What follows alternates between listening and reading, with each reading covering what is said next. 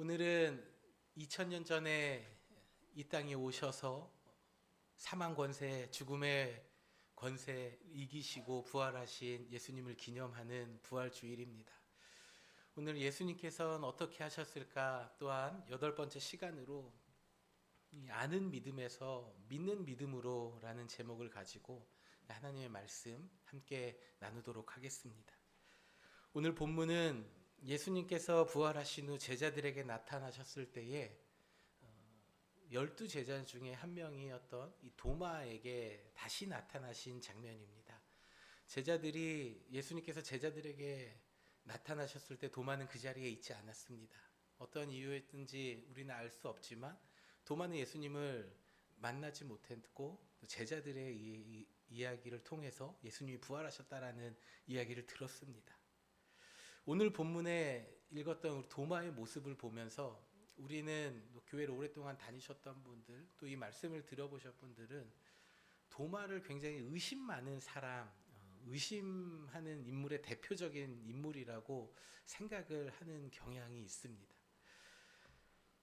요한복음서에는 도마의 모습이 딱 3군데 나와 있습니다. 다른 곳에는 도마에 대한 이야기가 나와 있지 않는데 요한복음에서만 3번 나오는데 요한복음 11장 16절에 첫 번째 나타난 도마의 모습을 보면요, 우리도 같이 죽자, 예수와 함께 죽으러 가자라는 말을 합니다.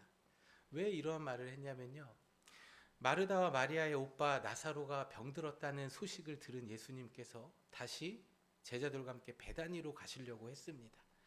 그런데 그 베다니에서 예수님을 돌로 쳐 죽이려고 했어요. 사람들이 신성모독을 했다고. 그래서 조금 전에 베다니에서 나오셨는데 나사로가 병들어 죽어간다는 이야기를 듣고 예수님께서 다시 제자들과 함께 나사로에 있는 베다니로 가자 하셨을 때 모든 제자들은 주님, 정말 가시겠습니까? 조금 전에 사람들이 예수님께 돌 던지려고 했고 우리를 죽이려고 달려들었는데 그곳에 또 가시겠습니까? 할 때에 도마가 이렇게 얘기한 거예요. 우리도 주와 함께 죽으러 가자. 굉장히 용기 있는 모습을 보여준 거죠. 또한 도마는 예수님께서 제자들과 최후의 만찬을 마치시고 이제 나는 너희를 위하여 하늘에 처소를 예비하러 간다 말씀하셨어요. 알 수 없는 말씀을 막 하셨어요. 그리고 모든 제자들이 예수님이 오늘 이상하시네, 무슨 말씀이시지? 평소에도 알 수 없는, 이해할 수 없는 말씀을 하셨는데 오늘은 더 이해가 안 되네 하면서 어리둥절하고 있을 때 도마가 용기 있게 요한복음 14장 5절에서 이렇게 예수님께 질문합니다. 주님, 우리는 주께로 어디로 가는지 알지 못하는데 어떻게 그 길을 우리가 알 수 있겠습니까? 위의 두 모습을 살펴보면 도마는 매사에 신중하고 의심 많은 성격을 가지고 있는 인물이라고도 단정 지을 수가 없는 것 같아요. 또한 오늘 우리가 함께 읽은 본문의 25절에서는 내가 그의 손에 못자국을 보며 내 손가락을 그 못의 자국에 넣으며 내 손을 그 옆구리에 넣어보지 않고는 믿지 아니하겠노라 하는 모습을 또 보여줍니다.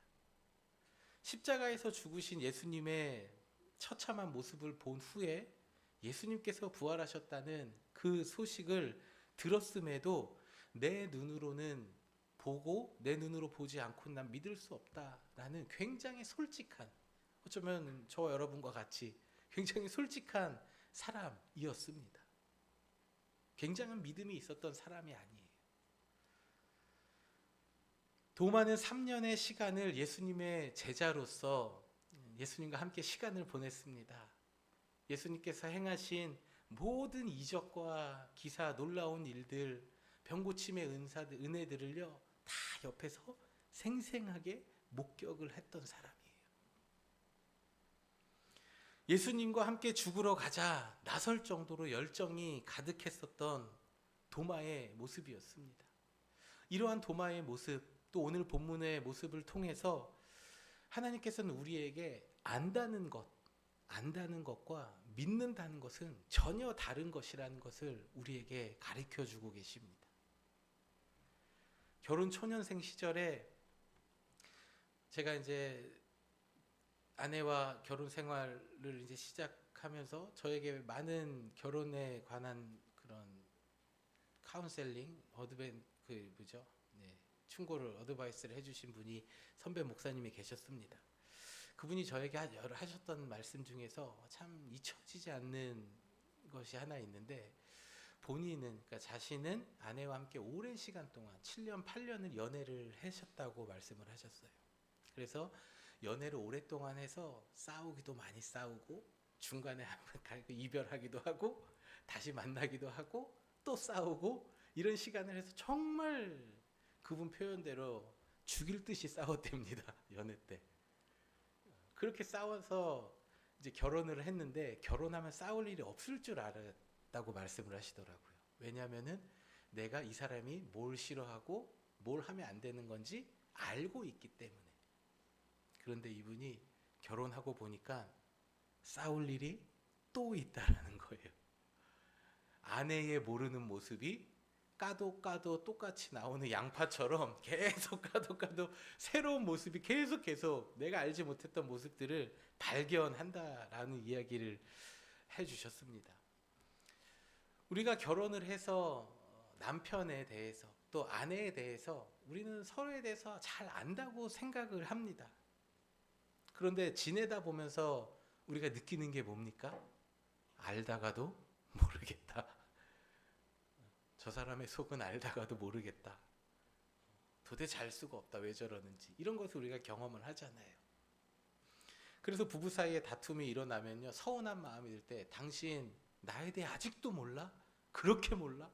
10년을 살았는데 20년을 살았는데 아직도 몰라? 이런 말을 나오기도 하고 또 마음 가운데 그런 생각이 들지 않습니까? 우리는 가장 가까운 사이인 이 부부 사이에서도 서로를 안다고 하지만 실상은 모르는 게 더 많다라는 거예요. 또한 내가 낳아서 키워주고 키워낸 자녀들 있잖아요. 아주 어렸을 때부터 이 자녀의 성장 과정을 부모가 옆에서 다 지켜봤습니다. 그런데 점점 자라다 보니까 이 아이들이 알 수 없는 행동을 하는 거예요. 이해되지 않는 행동을 하는 거예요. 도대체 얘가 왜 이럴까? 아니, 어렸을 때부터 갓난아기 때부터 자라온 모든 것을 다 알아요.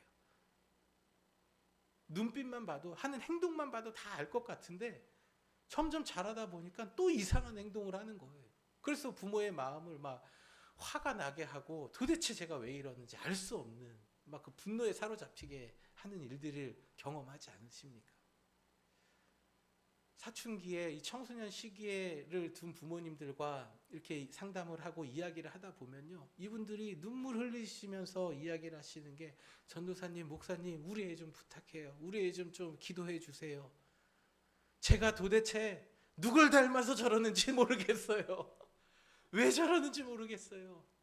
중학교 때는 안 그랬는데 고등학교 가서 뭐 친구 잘못 만나서 그런 건지, 아니면 이것 좀 해달라고 했는데 그거 안 해줘서 그런지 도대체 얘가 왜 저러는지 모르겠어요. 방에 들어가서 나오지도 않아요. 얘기도 안 해요. 이런 이야기들을 사춘기에 청소년 시기에 있는 부모님들이 다 하세요. 직장에서도 또는 우리 주변에서도 우리가 오랫동안 알고 있었던 사람들이 있죠.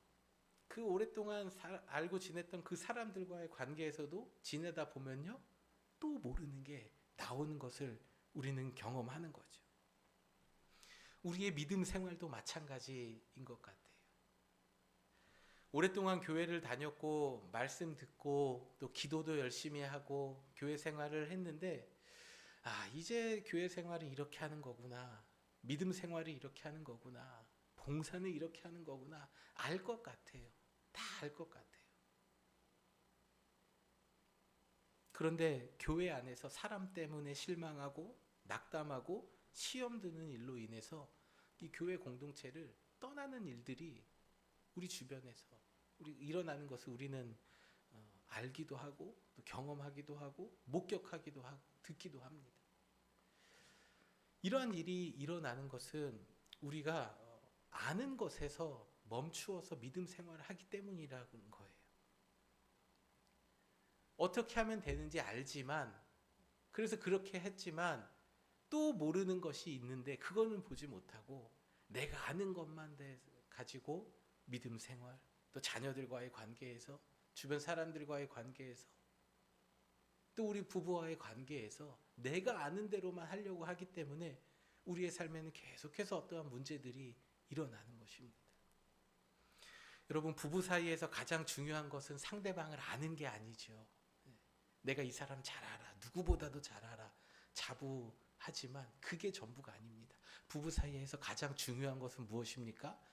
남편과 아내, 서로가 서로를 향한 믿음이라는 거죠. 믿음. 이것을 다른 말로 신뢰라고도 할 수 있죠. 아는 것보다 더 중요한 것이 믿음이에요. 이 믿음은 무엇입니까? 마태복음 19장 5절에서 6절에 예수님께서 이렇게 말씀하셨어요. 우리 함께 읽어볼까요? 하이라이트된 글씨만 읽어볼게요. 사람이 그 부모를 떠나서 아내에게 합하여 그 둘이 한 몸이 될지니라. 둘이 아니요 사람이 나누지 못한다. 예수님께서 말씀하셨어요. 여러분, 이게 믿음이에요. 이걸 믿는 게 믿음이에요. 지금 내 옆에 있는 사람이 하나님께서 짝지어 주셨구나, 하나님께서 나에게 주셨구나라는 것을 믿는 사람, 그것이 바로 믿음을 가지고 있는 사람이라는 것이죠. 아무리 아내를 잘 알고 남편을 잘 안다, 이거는 믿음이 아니라는 거예요. 믿음은 하나님께서 이 사람을 나에게 보내주셨구나, 그거를 말씀으로 믿고, 지금 비록 내 옆에 있는 사람이 마음에 안 들어도 이 사람이 하나님께서 나에게 보내주셨으니까 이 사람을 위해 기도하고 이 사람과 함께 믿음의 길을 걸어갈 때에 하나님께서 우리 가정 가운데 부부 사이에 주시는 놀라운 관계의 회복과 하나님의 은혜를 경험하게 되는 것입니다. 하나님께서 짝지어 주셨다는 것을 믿는 사람이 이러한 은혜를 경험하는 거예요. 자녀와의 관계에도 마찬가지입니다, 여러분. 성장기에 있는 자녀들 모습을 보면요, 막 진짜 알다가도 속이 막 뒤집어지는 것을 경험을 해요.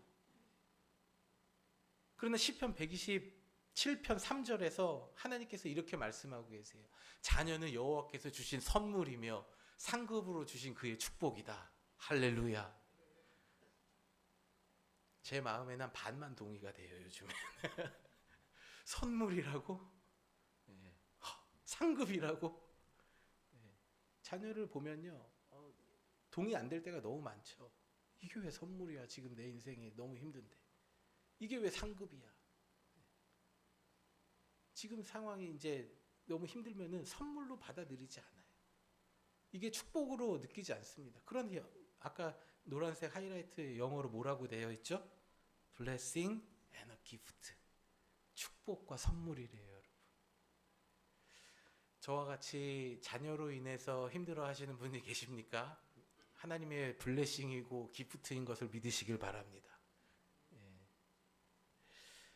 자녀들이 하나님께서 나에게 주신 선물이고 축복으로 주신 것을 믿는 사람은요, 이 하나님께서 축복으로 주신 이 자녀가 잘 자라도록 인내하며 하나님 말씀 가르치고, 속상한 일이 있을 때 자녀를 위해 울며 눈물로써 기도한다라는 것이죠. 믿음은 무엇입니까? 우리가 지난주에 함께 말씀을 나눴죠. 말씀 나눈 것처럼 믿음은 행동하는 거예요. 행동. 어떠한 행동이 반드시 따라오는 것이 믿음입니다. 예수님 말씀을 듣고 행하는 것이 믿음입니다. 예수님께서 나를 위해 이 땅에 오셨고 십자가에서 죽으셨고 다시 부활하셨다는 것 믿는 사람이 어떠한 행동이 나타나요? 현실의 어려움이 있지만 그 현실의 어려움 속에서도 묵묵히 나에게 주신 이 삶을 살아내는 것입니다. 그게 바로 믿음이에요. 우리 예수님께서 우리에게 믿음의 본을 보여주셨어요. 믿음의 본을 보여주셨어요. 예수님께서도 요한복음 13장 3절을 보면요, 아버지께서 모든 것을 자기 손에 맡기신 것과 또 자기가 하나님께로 오셨다가 하나님께로 돌아갈 것을 아셨다라고 말씀하고 있어요. 아셨어요.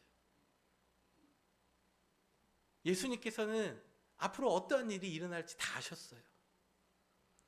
하나님께서 모든 것을 자신에게 맡기신 것과 이제 십자가의 죽음 이후에 난 다시 하나님께로 돌아간다라는 것을, 모든 것을 다 알고 계셨어요. 그러나 저녁을 잡수시고 제자들의 발을 씻겨 주신 후에 예수님께서 제자들과 담소를 나누시고 그 후에 예수님께서 하신 행동이 뭐예요? 마태복음 26장 28절 29절 보면요, 지금 내 마음이 너무나 괴로워 죽을 지경이다. 그리고 39절에서 아버지, 할 수만 있으면 이 고난의 잔을 내게서 거두어 주십시오 라고 기도하셨어요. 그것도 3번이나 기도하셨어요. 3번이나. 아니, 모든 걸 다 아는데 그냥 뭐 십자가에 달려 죽으시고 부활하시면 끝나는 거 아니에요? 우리는 이렇게 너무나 쉽게 생각할 수 있는데, 모든 것을 다 아셨던 예수님께서도 하나님 앞에 나아가 겟세마네 동산에서 떨어지는 땀방울이 핏방울처럼 보일 정도로 간절히 아버지, 이 잔을 내게서 옮겨주십시오 3번이나 기도하셨다라고 마태복음서에는 기록되어 있어요. 너무나 괴로워하셨어요.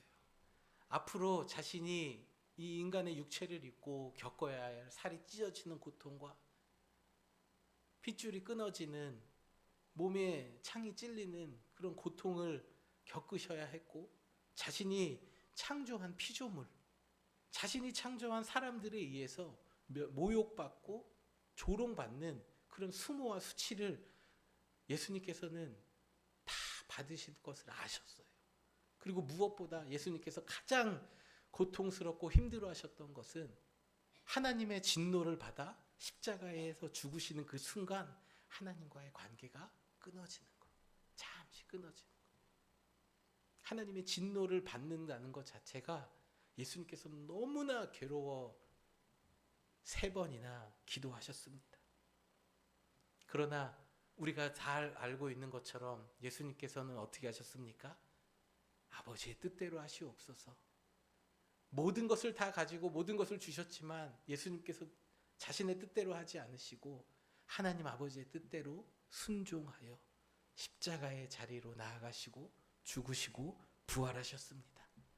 이 십자가의 죽음과 부활이 우리에게 믿음의 본, 순종의 모습 보여주신 가장 잘 나타나 있는 사건인 것입니다. 인간의 몸을 입고 이 땅에 오셔서 하나님께서 기뻐하시는 삶을 살으셨던 예수님께서는요, 마태복음 16장 24절에서 나를 따라오려거든 자기를 부인하고 자기 십자가를 지고 나를 따라오라 말씀하십니다. 예수님을 믿는 것은 우리의 마음이나 생각, 감정적인 어떤 관념적인 것이 아닙니다. 우리가 아는 것으로, 아 그래, 나도 예수님을 이름을 부르고 예수님을 믿으면은 이 육신의 장막을 벗은 후에 죽음 위에 천국에 간다, 그것을 믿는다, 단순히 이런 것이 아니라는 것이죠. 예수님을 믿는다는 것은 예수님께서 가신 그 십자가의 길을 따라가는 것입니다. 2000년 전 십자가에서 죽으시고 부활하신 예수님께서는 오늘 본문의 27절에서 도마에게 믿음 없는 자가 되지 말고 믿는 자가 되라고 말씀하고 계세요. 믿음 없는 자가 되지 말고 믿는 자가 되라. 그리고 오늘 2025년 4월에 부활주의를 보내는 우리에게도 믿음 없는 자가 되지 말고 믿는 자가 되라. 믿음 없는 자가 되지 말고 믿는 자가 되라고 예수님께서 말씀하십니다. 여러분, 도마가 예수님께서 이 말씀을 하셨을 때 예수님의 손에 못자국 난 그곳을 만졌을까요? 예수님의 옆구리에 손을 넣어봤을까요? 아니요, 그렇지 않았어요. 예수님께서 이 말을 하셨을 때 도마는 주여, 내가 주님이심을 믿습니다 라고 믿음의 자리로 나아갔어요. 어쩌면 우리는 예수님이 보지도 못했고 또 예수님께서 그 손에 못자국 난 그런 모습을 우리에게 나타나셔서 만져보라고 하시는 일들도 경험해 보지 못한 사람들이에요. 그래서 우리는 이 믿음을 가지고 예수님을 믿는다고 할 때에 우리의 관념 속에서, 머릿속에서, 생각 속에서 어떠한 공식으로 예수 믿고 구원받고 천국 간다, 이것이 어쩌면 이렇게 도식화, 딱 이렇게 정형화되어 있는 믿음을 가지고 있을 수도 있어요. 사랑하는 성도 여러분, 믿음은 그런 것이 아니에요. 우리가 계속해서 예수님은 어떻게 하셨을까 살펴봤고 말씀을 나눴고 또 지난주에 믿음에 대해서 이야기했고 십자가의 삶을 살아간다라는 것이 믿음이라는 것을 우리가 계속해서 살펴보고 있지 않습니까? 믿는다는 것이 무엇입니까? 구원받은 하나님의 자녀답게 이 땅을 살아가는 거예요. 믿는다는 것이 무엇이에요? 예수님 말씀대로 행하며 예수님께서 가신 그 십자가의 길로 우리도 향해서 따라 나아가는 거예요. 내 삶에 비록 고통과 어려움이 있지만 그 모든 고통과 어려움 속에서도 십자가에 달려서 순종하신 예수님처럼 우리도 우리의 십자가를 지고 순종의 길로 나아가는 것입니다. 십자가의 자리로 나아가는 것이에요. 이 믿음이 없이는요, 하나님을 기쁘시게 할 수 없습니다. 이 믿음이 없이는요, 구원도 없어요. 이 믿음이 없이는 부활도 없습니다. 여러분의 믿음이 아는 믿음이 아니라 그렇기 때문에 믿는 믿음, 행함이 있는 믿음이 되어야 하는 것입니다. 사랑하는 성도 여러분, 우리의 삶에 각자의 고난과 어려움의 자리가 있습니다. 그 고난의 자리에서 주님 말씀 붙들고 주님 말씀에 순종하여 주님 가신 십자가의 길, 또 부활의 길을 따라가는 우리 모두가 되어지길 주님의 이름으로 축복합니다. 예수님께서 십자가에 죽으시고 부활하셨다는 것을 지식적으로 믿는 것이 아니라 순종의 믿음을 가지고 이 땅을 살아가며 하나님께서 기뻐하시는 삶, 예수 그리스도를 닮아가는 삶, 그리하여 죄와 사망의 권세를 이기시고 부활하신 예수님처럼 우리도 이 육신의 장막을 벗은 후에 영광스러운 천국에 들어가는 우리 모두가 되어지길 우리 좋으신 주님, 부활하신 주님의 이름으로 축복합니다. 우리 모두 자리에서 함께 일어나셔서 부활하신 우리 주님 찬양하십시다.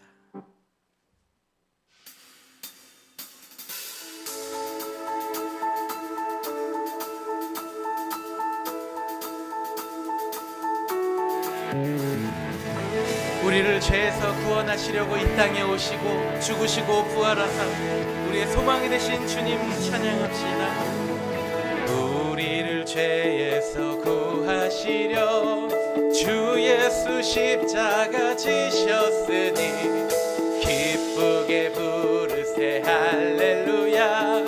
나 구원어. 한 번 더 믿음으로 고백합시다. 우리를 죄에서 구하시려 주 예수 십자가 지셨으니 아멘.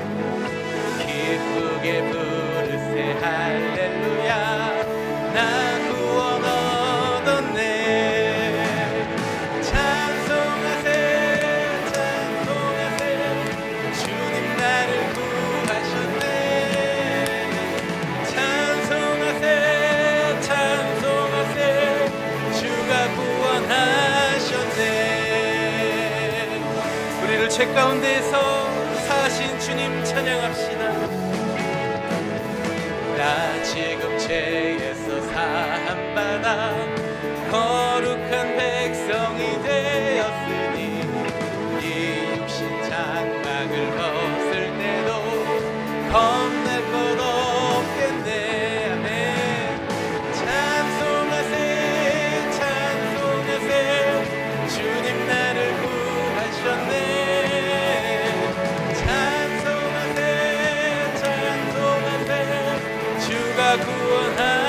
구원하셨네.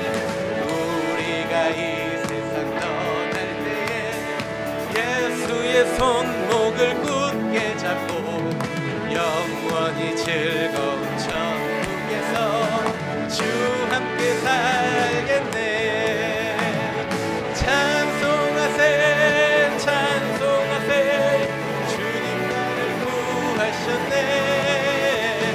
찬송하세 찬송하세 주. 우리 4절 한 번 더 찬양합시다. 믿음으로 우리가 이 세상 예수의 손목을 굳게 잡고 아멘. 영원히 즐거운 천국에 안에서 주 함께 살겠네. 찬송하세 찬송하세 주님 나를 구하셨네. 찬송하세 우리를 구원하사 부활하신 주님 찬양합시다.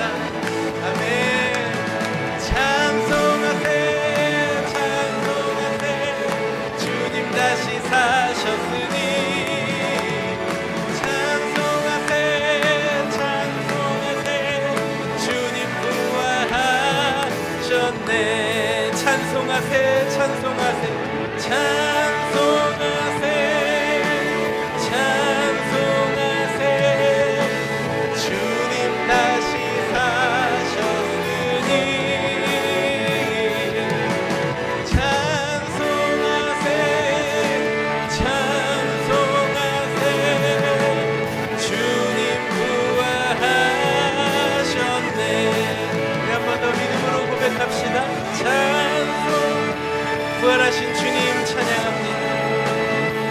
다시 사신 주님, 우리의 부활의 소망이 되신 주님 찬양합니다. 오 찬송하세 예수 부활하셨네.